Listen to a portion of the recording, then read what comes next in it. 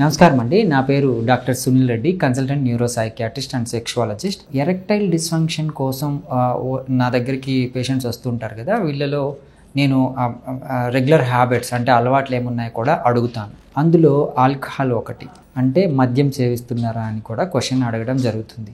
So కొంతమంది అది చెప్పడానికి ఇబ్బంది పడతారు, కానీ మద్యం తీసుకుంటే వాళ్ళకి కొంతమందికి ఫస్ట్లో ఈ ఎరెక్టైల్ డిస్ఫంక్షన్ అంటే సెక్షువల్ యాక్ట్కి వెళ్ళే ముందు వీళ్ళు మద్యం తీసుకొని కొంతమంది అలా అలవాటు చేసుకుంటారు. ఫస్ట్ వాళ్ళకి బాగానే ఉంటుంది, బట్ రాను ఏంటి అంటే మద్యానికి అలవాటు పడిపోయి ఈ సెక్షువల్ యాక్ట్ చేయలేకుండా ఇబ్బంది పడుతుంటారు. అంటే ఇది డైరెక్ట్గా కావచ్చు, ఇండైరెక్ట్గా కావచ్చు. ఎరెక్టైల్ డిస్ఫంక్షన్కి అంటే ఈ నరాల బలహీనతకి ఆల్కహాల్ ఒకటి కాజ్ కావచ్చు. దయచేసి ఈ ఆల్కహాల్ని సెక్షువల్ యాక్ట్కి కానీ దాన్ని బానిస అవ్వడానికి కానీ ఇబ్బంది పడకండి, దాని నుంచి బయటపడాల్సిందే. సో ఇది ఎలా పనిచేస్తుంది అంటే, ఈ ఆల్కహాల్ తీసుకోవడం వల్ల వాళ్ళకి ఈ ఆందోళన, ఈ తెలియని ఆందోళన అనేది ప్రైమరీగా తగ్గి, అంటే ట్రాన్సియంట్గా, అంటే 1 or 2 hours వాళ్ళు ఈ మద్యానికి లోబడడం వల్ల వాళ్ళకి ఆందోళన తగ్గిపోయి ఆ సెక్షువల్ పర్ఫార్మెన్స్ మీద ఇబ్బంది కాకుండా వాళ్ళ సెక్స్ పర్ఫార్మెన్స్ పెరుగుతున్నట్టు వాళ్ళు అనుకుంటారు.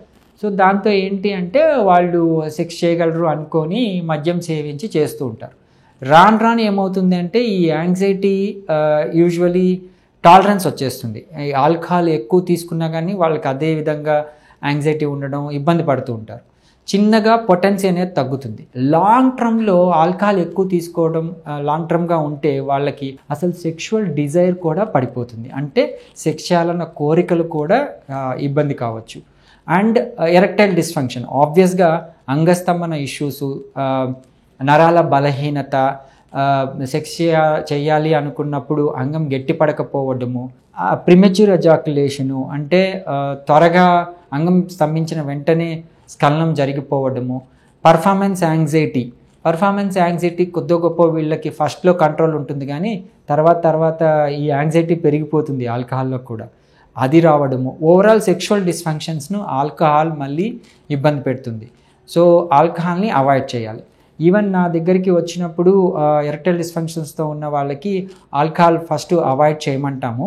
వాళ్ళు అవాయిడ్ చేయలేకపోతే, అంటే అడిక్షన్లో ఉండి దానివల్ల, అంటే ఆల్కహాల్ వల్ల విత్డ్రావల్ సిమ్టమ్స్ వస్తాయి. ఆల్కహాల్ ఆపేసిన 6 hours నుంచి 24 hours లోపల వాళ్ళకి విత్డ్రావల్ సిమ్టమ్స్, అంటే బ్రెయిన్ ఆల్కహాల్కి అలవాటు పడిపోతుంది కదా. ఎప్పుడైతే ఆల్కహాల్ తీసేస్తామో నిద్ర పట్టకపోవడం కానివ్వండి, చేతులు వణకడం కానివ్వండి, అబ్నార్మల్ ఆలోచనలు రావడం, థాట్ ప్రాసెస్లో ఇబ్బందులు కానివ్వండి, ఇవన్నీ స్టార్ట్ అవుతాయి. అంటే ఒకళ్ళ మాట వినరు వాళ్ళు, అబ్నార్మల్గా ప్రవర్తిస్తూ ఉంటారు, బిహేవియరల్ చేంజెస్ వస్తాయి.